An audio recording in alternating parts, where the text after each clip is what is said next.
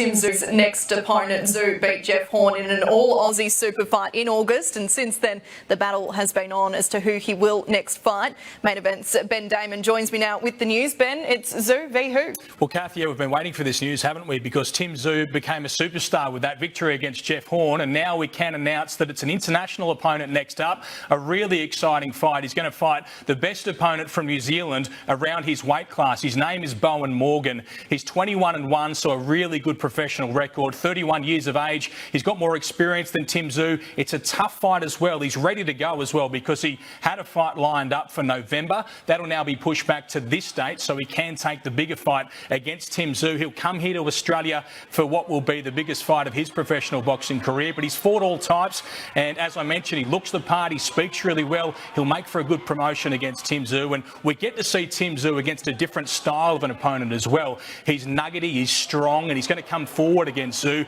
He's had some really good wins of late, hasn't been beaten since 2016 when he suffered a shock loss, and in his last 3 fights, he's knocked out all of his opponents. So it is a tough test for Tim Tszyu. It's a really good fight, a trans-Tasman rivalry between Tim Tszyu and Bowen Morgan. Yeah.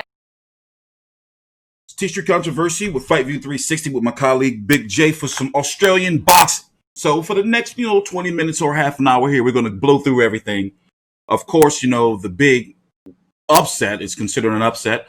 Lomachenko losing to Teofimo Lopez. The big fight coming up next week with Inoue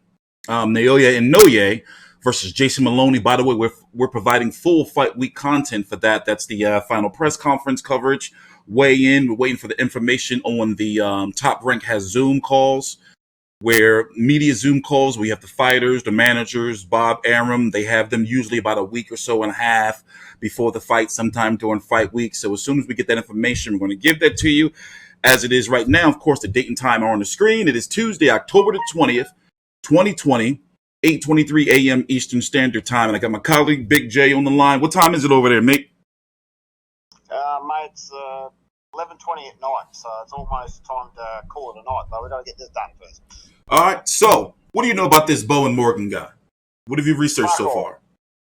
Well, I've researched him. I've never seen him fight, but I know that this bloke is basically he's a blown-up welterweight. He has dabbled in 154. He has fought a number of Aussies. He's fought Ben Kite, who's the current Australian welterweight champion. He fought Jack Assis, who's I think a former IBO super featherweight champion. He's fought Gunnar Jackson, who Aussie fans will remember, who fought Mundine back in 2014. He's dabbled between 154 and 147, but he's more established at 147. Ranked number 15 in the IBF at 147, so he's a world-ranked fighter, but not 154. And basically, it's nothing more than a stay-active fight for Tim Tszyu.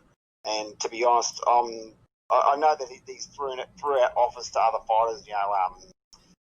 Dennis Hogan, Daniel Lewis, Mick Zerafa, all said no to the fight for various reasons. But in all honesty, it's another stay-active fight for Tim Tszyu against another blown-up welterweight. So if it goes past 5 rounds, I'll be very shocked. And does Ben, should I let it play through some more? Does Ben say where the fight's supposed to be taking place or what's going on with that, the date?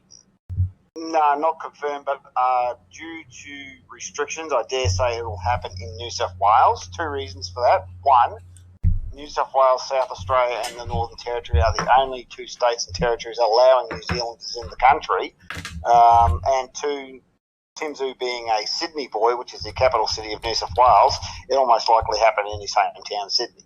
So they're the only ones letting in international travellers. The other states aren't letting in international travellers yet, so it'll most likely be in Sydney, probably late November, early December. So what's the plan supposed to be, I guess, for Tim, from what you gather so far? Okay, so this is going to be this stay busy, fight, keep the momentum going, but as it stands right now, looking at the rankings at 154 pounds, if he plays his cards right, he's going to likely be ordered to fight a very, very big fight, probably the biggest fight of his career, against a Liam Smith, who's ranked number 3 by the WBO. They got Jared Hurd, ranked number 4, Bakram Murtazaliev, Jack Kuke. So basically, after this next fight, he'll likely be ordered to fight an eliminator to be the next mandatory for the WBO if he goes that route.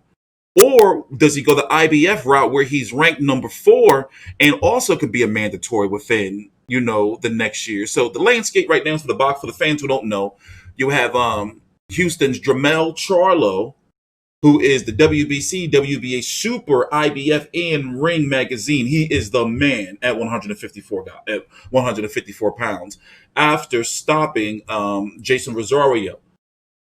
So right now, it's looking like if I was to bet my money, it's looking like to me that Charlo may fight Erislandy Lara on pay-per-view next, and then he has to fulfill a mandatory unless they do undisputed with the winner of Brian Castano versus Patrick Teixeira. We're supposed to hear news on that fight by November. In fact, the WBO, from my understanding, stated that fight has to happen in November. If not, they go on to the next. So if I'm correct, it's Brian Castano who's having issues getting into the States, but we'll see how that goes. So I'm guessing, when I say those names, like, do you feel that Tim Tszyu, even if he does, like, whatever happens with the Bowen fight, like, is he ready for those names in your opinion? In my opinion, I don't know. He has to prove it in the ring like everything, but I think he's going to be in a fair bit of trouble if he fights any of those guys, because Tim Tszyu is still yet to fight a world-ranked international 154 opponent. This Bowen Morgan bloke. He's in the deep end now, though. Is the third blown-up welterweight in a row that Tim Tszyu has fought. Jack Brubaker, blown-up welterweight. Jeff Horn, blown-up welterweight. Weight drain middleweight, whichever way you want to call it. He never fought at 154. When he did, he got his ass kicked. Yeah. This other bloke, blown-up welterweight. So I think that, even though Tim will easily probably blast this guy out in 5 rounds, right, I think once he actually goes overseas and actually fights a 154, established 154, not a blown-up welterweight, not a weight drain middleweight, an actual established 154, he might be in a bit of trouble because he's got no record against 154ers. The only two he did fight, he didn't really beat that well. He couldn't knock out Joel Camilleri, and he didn't knock out Dwight Ritchie. So, well, it's coming because he's in the deep end. He's in the top tier of contenders at 154. And right now, basically, he's up there with the likes of guys like Erickson Lubin. Jerry Swift Hurd, Julian Williams, so he's in the deep end. He's maybe one tier barely below them in regards to he's got to fight those type of guys. He's going to be ordered a mandatory soon. Yeah, exactly. Well, I hope he does, because that'll give him a real chance to prove on eliminator. Best of luck to him. And it's best of luck to him, but at the moment he's still just dabbling with blown up welterweights. Yeah, and where he should be fighting established 154s at this stage in his career. If he wants to prove that he's the real deal, he needs to start fighting the real deal and stop fighting blown up welterweights. From the looks of things, it's looking like he's going to run into one of those PBC fighters. Like within one, he could run into one after this fight, after the Bowen fight, if he wins. Oh yeah. So I hope. Listen, we're gonna see. Massive upset if he loses. But I mean, I'm actually disappointed that the Dennis Hogan fight didn't happen, because that would have been an awesome domestic belt. And Dennis is an established 154er, but he's decided to go. He's possibly got a fight coming up before the end of the year with the PBC. Daniel Lewis was the other one. He's got a few personal problems going on at the moment. I even read an article that he's retired. I read an article somewhere in a publication in Sydney that he's retired, even though I'm really not buying into that. Personally, I don't think he has. That's what I've read. And then there's the Mick Zerafa fight, who I still can't believe Mick didn't take that fight. I mean, I saw something on Facebook about a week or so ago that they're saying that the offer was really, really low and not worth Mick's time. It's like, well, as my father taught me when I was a kid, never knock back a job off, because you'll never know when you get your next one. And I thought Mick should have taken that fight, regardless of whether they were low blowing or not. Because if he wants to be the number one fighter, you've got to take the. And what's going on with the Mundine fight? Still nothing yet, and that's a fight that's supposed to happen in November. They can't get a venue. They can't get a TV deal. Fans are just shitting on the fight. Oh, fans are shitting all over it. No one cares about the fight. No one wants to see it. I don't know. I don't understand why they're still pursuing that route. So no one wants to see it. No one cares about it. They're not going to get a TV deal. They're not going to get a crowd, especially not in Victoria, because we still can't have any gatherings in Victoria. So I'm we have to take it to another. And I'm not an Aussie. I'm not from Australia, but I know how significant of a fight between Tszyu and Zerafa would have been in November or December of this year. Oh, that would have been massive. And I mean, in my opinion, Mick has the ability to beat Tim without a doubt. Yeah, more experience. Yeah, and then the winner's name would have definitely made waves in the 154-pound division globally. Absolutely. And had momentum, because both had beat Jeff Horn, even though Mick had lost the last one. But still, that would have been some great momentum, saying like, all right, we're ready for the world stage. Absolutely. Well, Mick's already been to the world stage. He's fought in Russia, he's fought in the States, he's fought in England. Yeah. Tim hasn't done any of that yet. So, but... Yeah, well, it's not Tim's fault. Mick could have had to fight. He could have had to fight. Yeah, true. It's not. We can't go blaming Tim because obviously, they gave. I mean, it's one of those things like Mick was stating that they lowballed him. Well, of course they're going to lowball him. He's a risky fight. And he's got nothing to offer. Of course they're going to offer him virtually nothing to fight him. But sometimes you just got to bite the bullet and take those low offers and prove that you're the best fighter. So yeah, that's controversial thinking, but I get what you're saying. I'm a lot of people would disagree with that, but there's also a lot of fans and media that also will agree with you. Like, listen, for example, the famous Oscar De La Hoya and Floyd Mayweather situation, how Oscar De La Hoya was the reason why we have Floyd Mayweather because Floyd Mayweather feels that Oscar lowballed him so much, for that fight. And now Mayweather likes to do that to his opponents, where he'll make 30, 40 million while his opponents will make 1.5, stuff like that.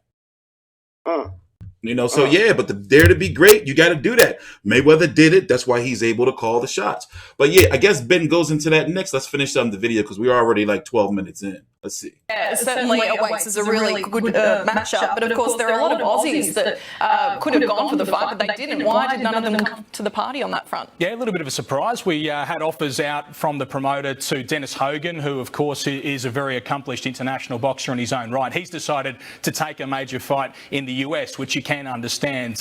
Daniel Lewis, he decided not to take the fight either, which is probably a little bit of a surprise, but he's going through a little bit in his life at the moment, Daniel Lewis. So hopefully he gets back in the ring as soon as possible. And Michael Zerafa, he's probably the one that surprises most because he really made a name for himself in those fights against Jeff Horn over the course of last year. But instead of going towards this fight, he has decided instead to stay with the fight that he did have planned, which is against Anthony Mundine. So Michael Zerafa heading off in that direction. Tszyu, though, he takes on an international opponent in a really exciting fight. Yeah, what more details do you have on this event? Yeah, it's going to be a huge event, so they're waiting on some of those big announcements in terms of where this will take place and the exact date.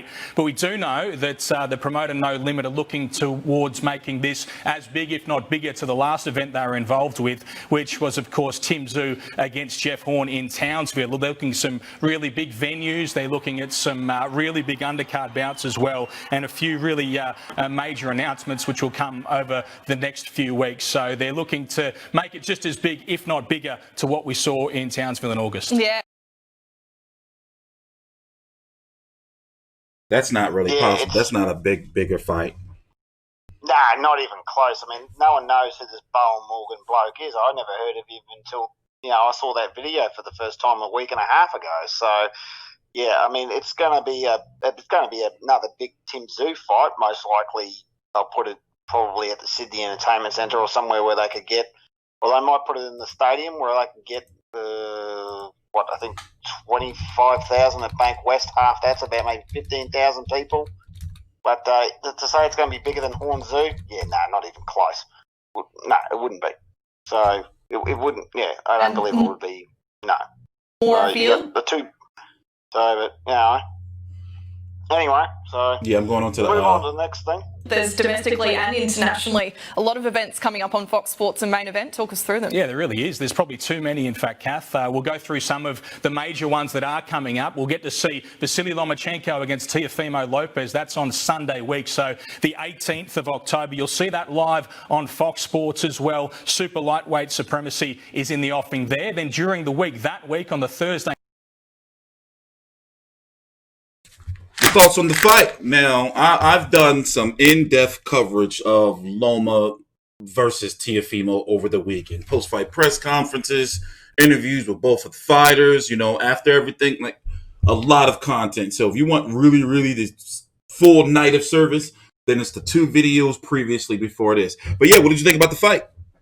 Oh, I thought it was brilliant. I mean, a fantastic performance by Teofimo Lopez, who I thought was actually going to knock him out. I thought he was going to win by knockout, personally. I just had a feeling that Lopez was going to win because, Lomachenko had a long layoff, 14 months, his age. There's also, I don't know what it was, but it just seemed like he was just waiting far too long to put the gas on. I mean, what he did in round 8, he should have done in round 1. But I think after Teofimo, I think it was in the second round, hit him with a left hook and those 2 body shots. Yeah.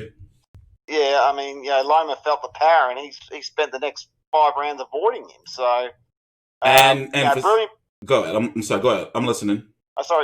Brilliant performance by Lopez, and I hope he does stay in the division and doesn't go to 140 because I would like to see George Kambosos Jr., who's fighting on the 31st against Lee Selby for the right to be his mandatory.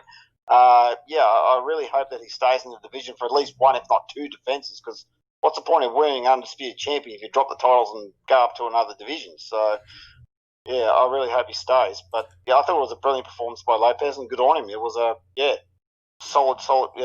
You couldn't fault the way that he did it. He beat the big dog, so good on him. Arguably the best amateur boxer of all time. He neutralized him. Good. Being the best amateur of all time means squat. This is the pros. Yeah. So, being an amateur means squat. You're a pro. He lost to a 23-year-old from Brooklyn, New York. Exactly. That goes to show you how boxing works. That's how boxing works. It can be anybody. Well, I mean, obviously, Lopez took the fight to him virtually from the opening bell, where Loma just held back. No fear. I mean, yeah, exactly. I mean, I hate it when these commentators say, "Oh, boxing's like a game of chess." Bullshit. The idea is to knock the guy out, not sit there and play chess with him. Get in there and smack him in the face, and that's what Lopez did, and that's why he won the fight. Yeah, he got in the big shot first. Every time Loma came in, he made sure he gave him a nice body shot to think about. Exactly. He was a smart, and he used his power, and he did it straight away. And he was poised, calm, cool, collected. You know what I like? You know what I like about it is that later on in the fight, he stood his ground. Loma started coming on hard, but you can see that Loma was hitting Teo later on with some big shots. But once again, they didn't mean anything. Too little, too late. Yeah, it was way too late. By round 7, that's when he turned it on. Yeah. That reminds me, and this is going to piss a few people off, that reminds me of the Horn-Pacquiao fight. Horn did exactly the same thing to Pacquiao. Rushed him from round 1, and by round 7, he pretty much had it in the bag. Mm-hmm. That's what that fight reminded me of. I was just like, this is exactly like what Horn did to Pacquiao. Rushed him from the opening bell. So, yeah. Good on him. In regards to the weight, he said that, him and his father seems to be, adamant on him wanting to move up. Teofimo seems to be on the fence because he says, listen, 135 has been difficult for him to make, even though he's made it comfortably the last couple of the fights. And he's hoping that. And he said that him and his wife just finished a house, or their houses just got finished or whatever, and he has a gym in his house. So he says that also may make it easier and help him to maintain the 135-pound division, because there's some huge. I saw that. I think that was one of your videos or the press conference. I do remember seeing that. Yeah. So because there's huge fights for him at 135 pounds if he stays. The Lomachenko rematch. Lomachenko's not retiring. He says he's going to go home, think about everything. Watch the tape. No, he's far too young to retire. He'll be back. Yeah. In my personal opinion, it's difficult to say. I would have the rematch 50-50 because who? Let me ask you a question. Now, if Kambosos Jr. wins this fight against Selby, right? Does he become first in line for a mandatory because Lopez was the IBF champion before he won all these other belts, or all these other blokes? So there's a big. How's that actually work? You know what? It's the IBF first. IBF because he was the champion before he won the other belts. Okay. Yeah, it would be. It's no wiggle room. There's no wiggle room because one thing about the IBF is you get your shot. They will strip you. You know, but the IBF doesn't muck around. But is it enough money for him to stay? You know, to fight Kambosos or Selby winner. You see what I'm saying? And you know, he'll have to make weight for that too when he's like already on the fence. So it's like this. Here's a scenario. One step aside agreement can happen. Teofimo Lopez has one fight likely he'll be able to choose. Only one fight he can choose before he has to fulfill his mandatory obligations. So, does he fight Lomachenko next in a rematch? If he stays at 135, does he fight Devin Haney or does he try to go for the winner of Tank Davis versus Leo Santa Cruz? If he doesn't take any of those, then he has to fight Selby versus Kambosos winner. And then the next mandatory after that, it won't be one for some time because there's no WBC mandatory because it's a franchise. That's not, you know, there's no mandatory right there. So it's only the IBF. So if Kambosos Selby were to take a step aside, whoever wins that fight, let's say, for example, they say, all right, well, you know, but it has to be a big enough fight that Lopez takes that would warrant a step aside because the step aside money comes out of the fighters' purses. You see what I'm saying? Yeah, I see what you're saying. Hypothetical question. You think if Kambosos Jr. beats Selby, which he most likely will, you reckon Bob Arum will bring that fight to Australia? Well, that's why that's why we're trying to get, you know, working on Bob Arum getting on the phone because he has openly talked about he wanted to bring Lomachenko versus Kambosos to Australia. If Lomachenko would have won, Lomachenko would have likely fought Kambosos in Australia. Of course, that was pre-COVID. We don't know how that may have changed, but that was the goal. He talked about it openly, like in multiple interviews. Yeah, I've seen a few publications about that. So, and that would be a massive. I mean, they'd pack out a stadium for that, no problem. But you know, it's all about what Teofimo Lopez is going to do. Now, it's looking likely he's going to go up to 140. You know, he wants. The super fight up there is if Josh Taylor beats Ramirez, him versus Josh Taylor. 140 is not as deep as 145, and to be honest with you, it's not as much money at 140 than 135 for Teofimo Lopez, and that's a fact. And also, Josh Taylor is having issues staying at 140. He's huge. He wants to go to 147 and get Terrence Crawford. Fair enough. You know, so but if they were to go Josh Taylor, Ramirez, Josh Taylor wins, and Teofimo goes up and fights. Basically, it'll be two undisputed champions versus each other. The 135 and the 140. So it will be essentially pretty much like 8 belts on the line. Not really, but it'll be a lot of gold in that ring. Yeah, there'll be a lot of money behind that fight, that's for sure. Yeah.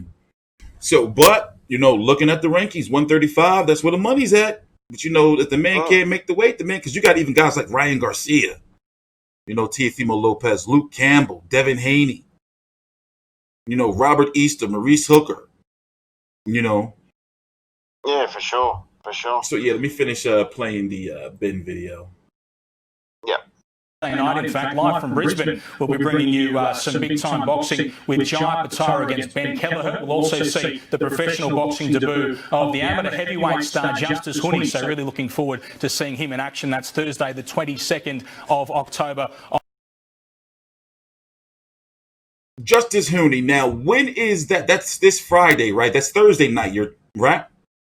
It's Thursday night, my time, 7 o'clock kickoff in Brisbane. So it'll be 8 o'clock my time because I'm an hour ahead with this bloody stupid daylight savings Victoria still has. It'll be a 7 o'clock kickoff. Justice Huni versus I've forgotten the fella's name. He's fighting for the Australian heavyweight title, and Jai Ivatai is having a rematch with Ben Kalia. He's fighting Figo Upulu. That's obviously Samoan, New Zealand bloke. Samoan bloke, yeah. So half these boys are Polynesians anyway, which is cool.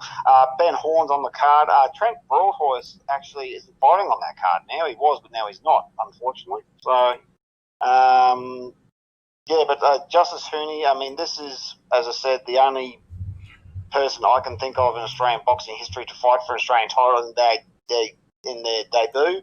This is an all or nothing fight for Justice Hooney. If he wins, he'll become the Australian champion. Possibly defend it, might even go to the Olympics as the Australian champion.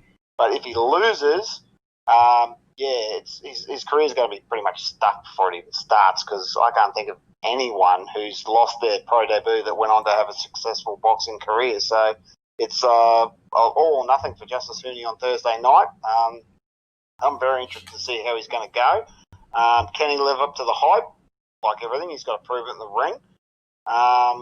So we'll see how he goes, and it's a very, very all or nothing fight for him.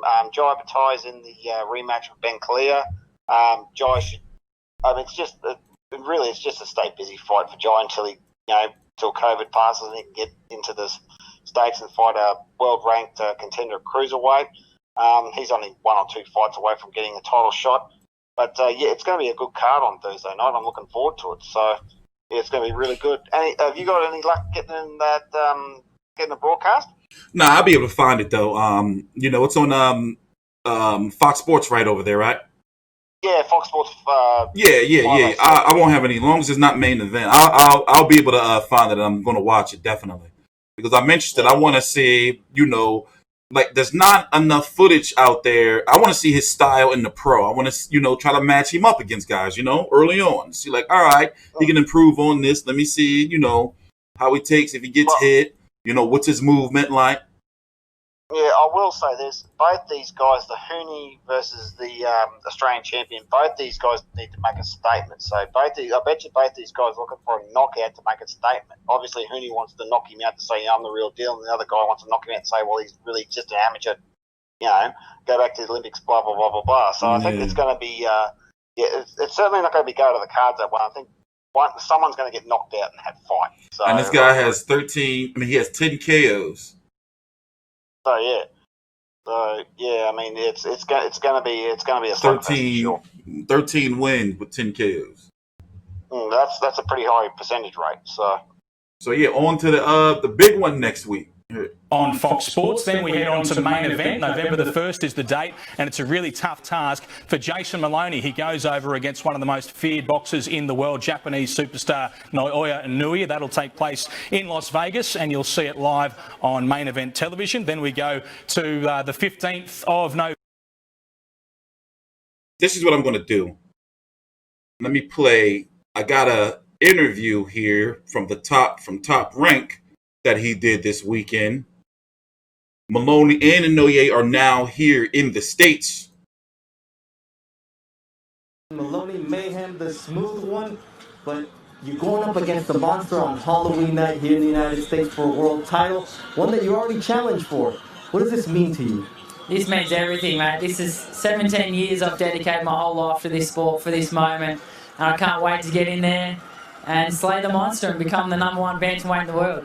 Now, you fought here against Inoue Bias, got the stoppage after your brother was sent to the hospital in his fight, but what's it like fighting in the bubble, and you think, will that be an advantage for you? Yeah, I think it's a big advantage having been here before and performed well here in this ring, and I love it over here in Las Vegas. This is my second home now, and looking to put on a great performance and walk home with 3 belts around my waist.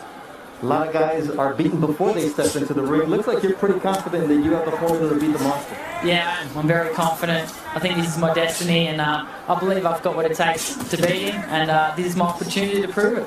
His twin brother is a monster, but it's monster versus monster, but nonetheless, it's going to be a great night of boxing on Halloween here on Top Rank Boxing on ESPN. So, the odds are swinging closer and closer than people have expected between Jason Moloney and Naoya Inoue, the bantamweight 118-pound a WBA Super World, IBF, and Ring champion. Pound for pound, by the way. A lot of people, casuals, don't understand why he's pound for pound, well, 3-division champion. So what are your thoughts? And since you've got a chance to do some research, where are we at?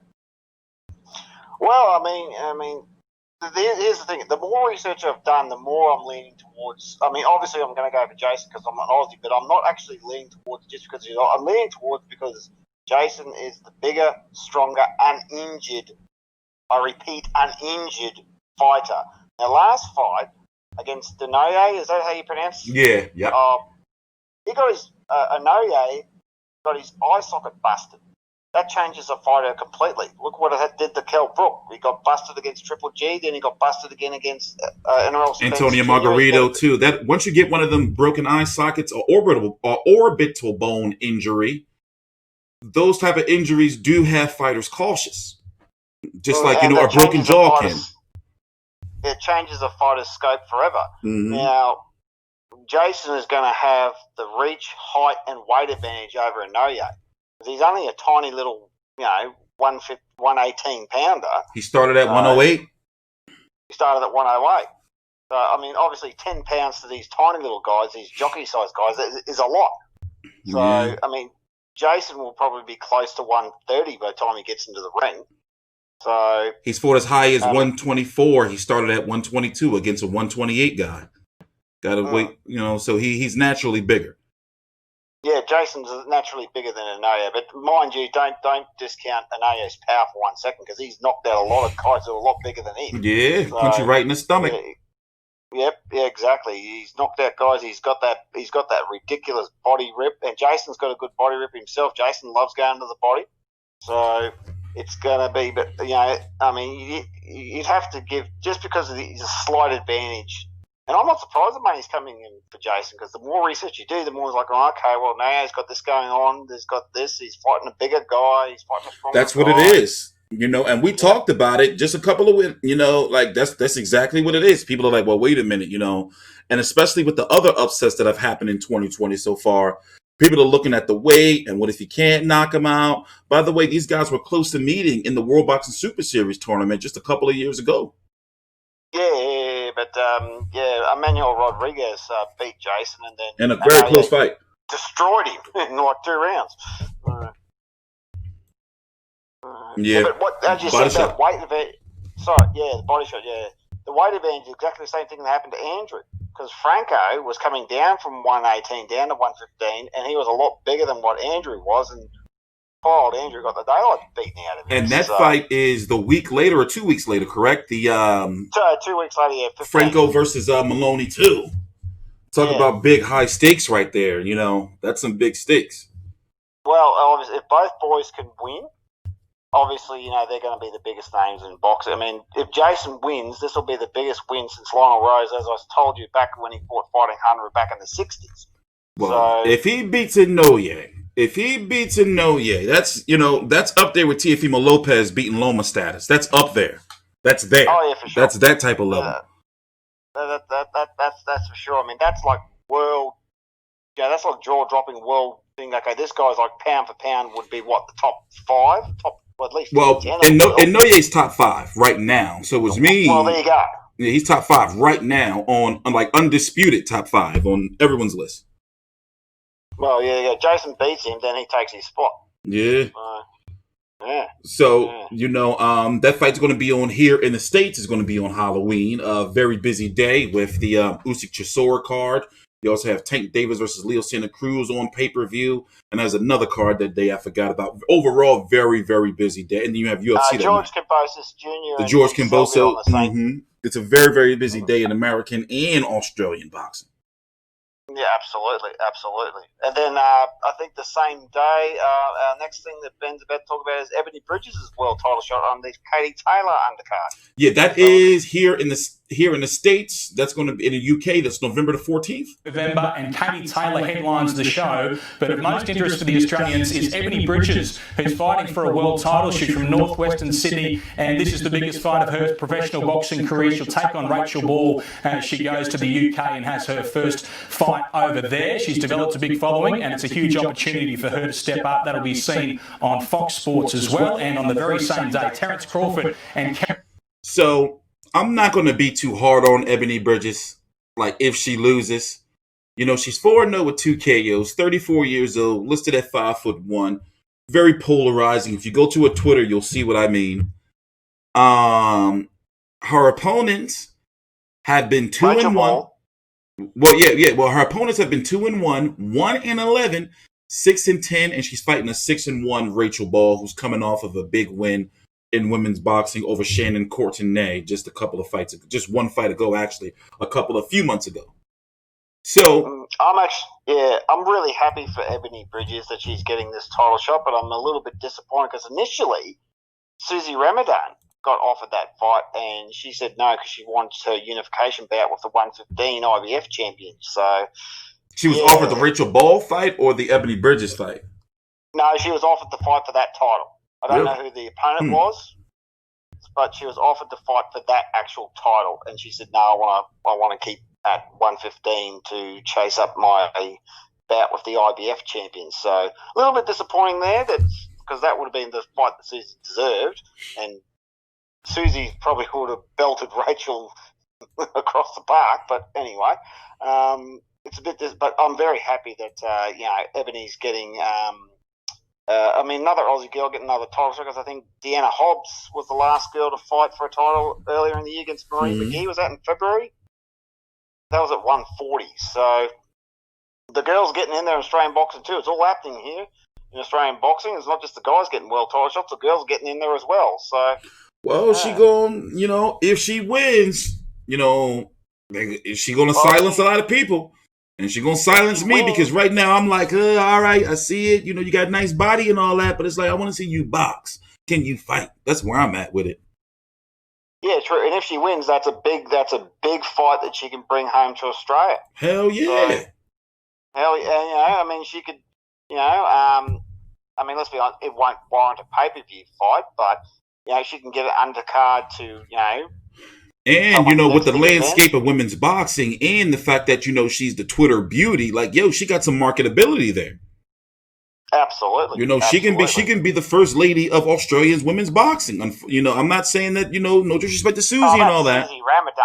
No, but I'm just saying, but, from a political standpoint and a promotional standpoint, I meant, they're going to sell it. Hey, listen, I'm going to go ahead and say it. Sex sells, Yeah, but we all know Susie's the number one female in this country. But if Ebony wins that belt, then she can definitely make a case to get a big fight, and good on her. So maybe we should work on trying to get her on the phone. So very, very possible, because I want to hear what she has to say. But since we're already we're like 40 minutes in, closing thoughts. Closing thoughts. Tim won't go past. I don't think Tim's will go past 5. Jason will narrowly get the win. Andrew, don't know how he's going to go, but I wish him the best. And basically, it's Australian boxing never looked so good. So we're finally cracking the big market. Yeah, and I'm glad you guys got all them fights televised too. Because it's funny enough that UK was having issues getting Loma versus Lopez televised, but then over there you guys get it televised. There you go. And also shout out to Ben Damon and the powers that be that are really making sure that they're picking up the fights for you guys so you can actually follow the sport. Yeah, that's a massive positive, because Lomachenko versus Lopez was just on normal pay TV or on cable, or on the streaming service KO Sports. You could watch it as part of a subscription, streaming subscription. So it's very easy to access all these fights. So it's fantastic. Good. All right, well, this is TstreeT Controversy with FightView360.com. Next week, of course, we're going to be here with the build-up to Naoya Inoue. versus Jason Moloney, and also working on getting Bob Arum on the phone. Now, remember, next week is fight week, so we're going to be here for the final press conference, the weigh-in. There's definitely going to be a post-fight press conference, Zoom, but it's probably going to interject with the Gervonta Tank Davis, Leo Santa Cruz pay-per-view Zoom. So we're going to try to figure out how either way we're going to have access to it and upload it. And then you can expect that Monday, definitely likely that Tuesday after the fight, for me and Big J's post-fight recap. So in the meantime, of course, you already know what the boxing schedule is when it comes to Australian boxing. So understand that the fights that we talk about, we have full intention on covering those fights, because while we're going to talk about them, we're not going to actually watch and cover the fights. So this is T-Street Controversy. Big J with FightView360.com. Please subscribe. We have some big updates coming to the website, into our Facebook and social media. We have a boxing group coming that's going to help you get all the information you need to be able to watch and access these fights. And of course, all of our videos easily accessible, whether it's post-fight content, pre-fight, in one streamlined platform. So that's what we're working on behind the scenes. Please subscribe.